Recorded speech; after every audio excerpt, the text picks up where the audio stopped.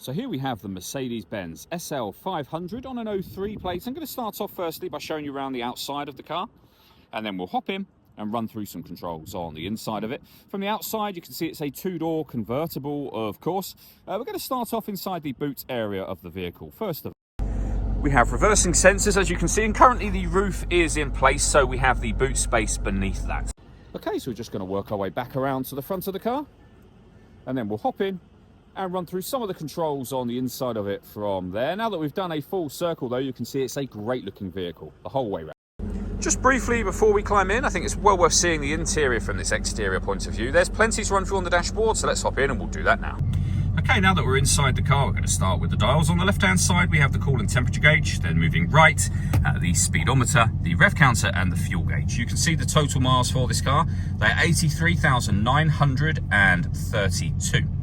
If we back out to the steering wheel next, we have some stereo controls on there, our speed limiter, cruise control, and into the center, the stereo itself. So you can, up on here, access your CD player, as you can see, long wave, medium wave, and FM radio as well.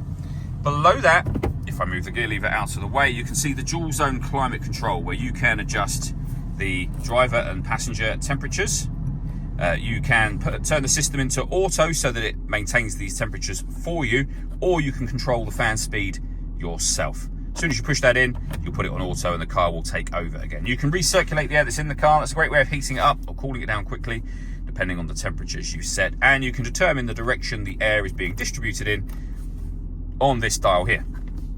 If we open this section up, we have a 12-volt charging socket and some storage. The gear lever for the fully automatic gearbox.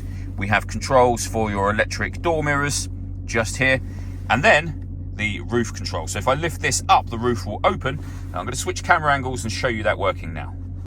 So if we lift the button up, as I mentioned, the windows will ever so slightly lower so that the roof can release from its latchings. You can see the tailgate is now open and the roof will fold back into that section. The tailgate will then close back down, and it's as quick as that.